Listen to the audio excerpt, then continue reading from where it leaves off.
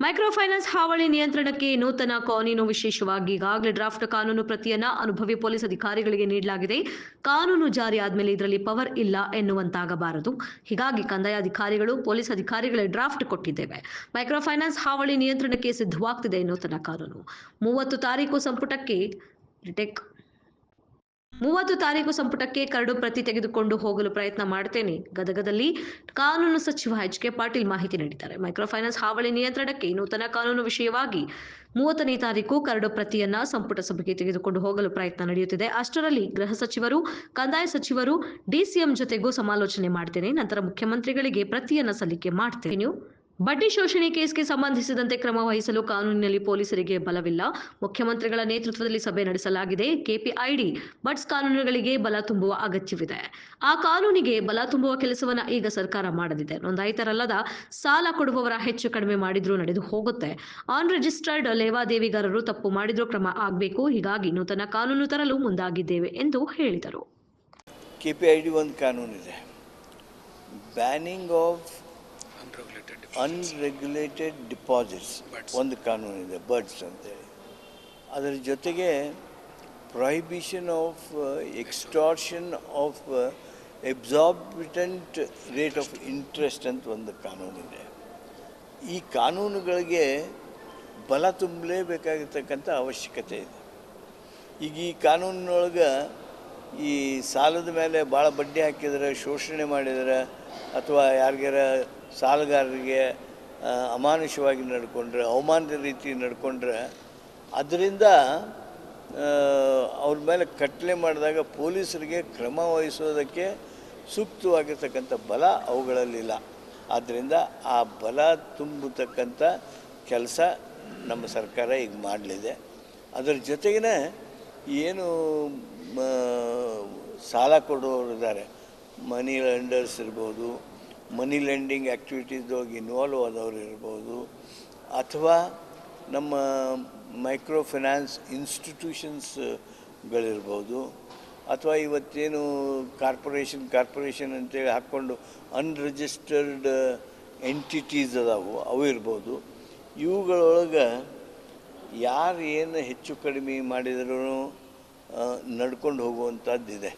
ಯಾಕಂದರೆ ರಿಜಿಸ್ಟರ್ಡ್ ಆರ್ಗನೈಜೇಷನ್ನಿಗೆ ಮಾತ್ರ ಇವತ್ತು ಕ್ರಮ ತೆಗೆದುಕೊಳ್ಳೋದನ್ನು ನೋಡ್ತಾ ಇದ್ದೀವಿ. ಆದ್ದರಿಂದ ಅನ್ರಿಜಿಸ್ಟರ್ಡ್ ಇದ್ದದ್ದನ್ನು ಸಹಿತ ನಾವು ಮಟ್ಟ ಹಾಕಬೇಕು, ತಪ್ಪು ಮಾಡಿದರೆ ಅವ್ರಿಗೆ ಶಿಕ್ಷೆ ಆಗಬೇಕು ಅನ್ನೋಂಥ ದೃಷ್ಟಿಯಿಂದ ನಾವು ಒಂದು ಹೊಸ ಕಾನೂನನ್ನು ಮಾಡ್ತಾಯಿದ್ದೀವಿ. ಅದನ್ನು ಸುಗ್ರೀವಾಜ್ಞೆ ಮುಖಾಂತರ ರಾಜ್ಯದಲ್ಲಿ ತರಬೇಕು ಅಂಥೇಳಿ ರಾಜ್ಯ ಸರ್ಕಾರ ಈಗಾಗಲೇ ಚಿಂತನೆ ಮಾಡಿದೆ. ಆ ದಿಸೆಯೊಳಗೆ ಘೋಷಣೆಯನ್ನು ಮಾಡಿದ್ದೇವೆ. ನಮ್ಮ ಕಾನೂನು ಇನ್ನೂ ಪೂರ್ಣ ಆಗಿಲ್ಲ ರೀ.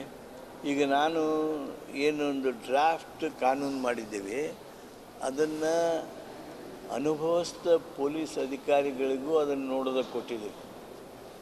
ಅಂದರೆ ಅವರು ನಾವು ಕಾನೂನೆಲ್ಲ ಪೂರ್ಣ ಮಾಡಿದ್ವಿ, ಆಮೇಲೆ ನಮಗಿದ್ರಾಗ ಏನೂ ಪವರ್ಸೇ ಇಲ್ಲರಿ ಅಂತ ಹೇಳೋದಲ್ಲ.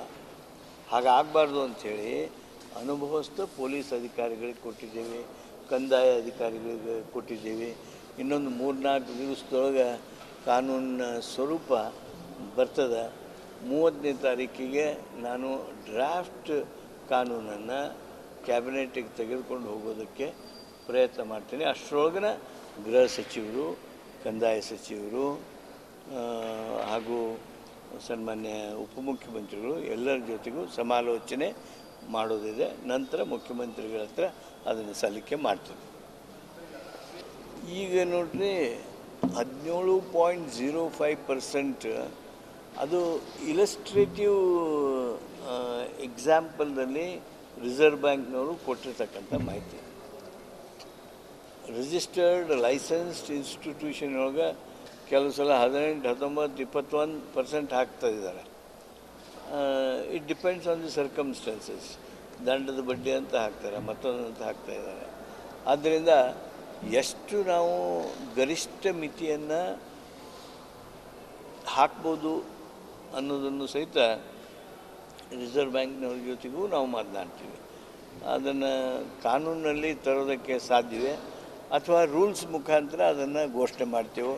ಅದೆಲ್ಲವನ್ನು ನಾವು ಬರುವ ದಿವಸಗಳಲ್ಲಿ ಚರ್ಚೆ ಮಾಡಿ ಇವತ್ತೇನು ಈ ವ್ಯವಸ್ಥೆ ನಡೆದಿದೆ, ಹರಾಸ್ಮೆಂಟ್ ನಡೆದಿದೆ, ಅವಮಾನ ನಡೆದಿದೆ, ತೊಂದರೆಯಲ್ಲಿದ್ದವ್ರಿಗೆ ಮತ್ತೆ ಒಂದು ಬದುಕ ಅಸಹನೀಯ ಮಾಡ್ತಾ ಇದ್ದಾರೆ.